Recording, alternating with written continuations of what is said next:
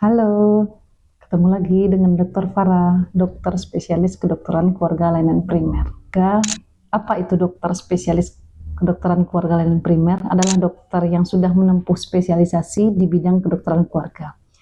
Dokter ini tidak hanya fokus pada penyakit atau jenis penyakit atau organ tertentu, namun seluruh siklus hidup dapat ditangani yang bergerak di bidang primer. Apa saja contohnya? Yang pertama yaitu pelayanan promotif.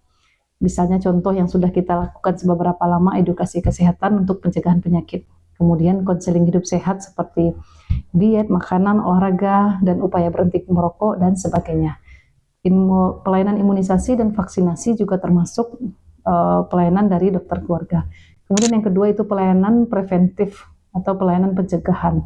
Contohnya apa? Screening kesehatan seperti pengecekan tekanan darah, gula darah, kolesterol, deteksi dini kanker, dan sebagainya.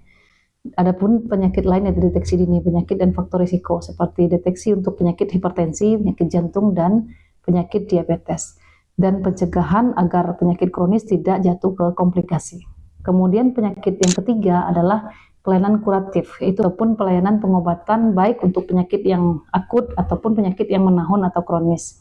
Untuk manajemen penyakit kronis juga dapat dikonsultasikan pada dokter keluarga seperti diabetes, hipertensi, asma, dan sebagainya.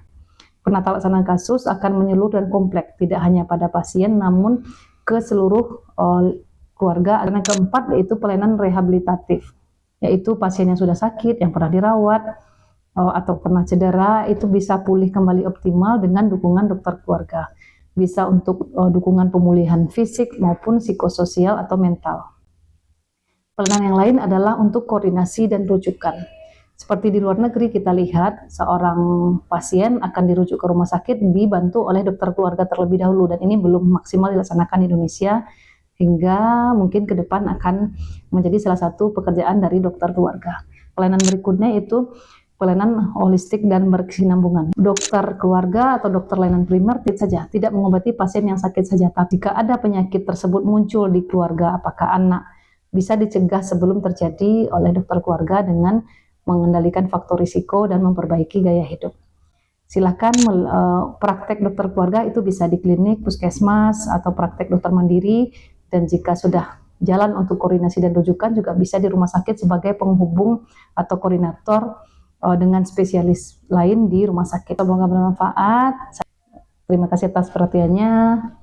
Bye-bye.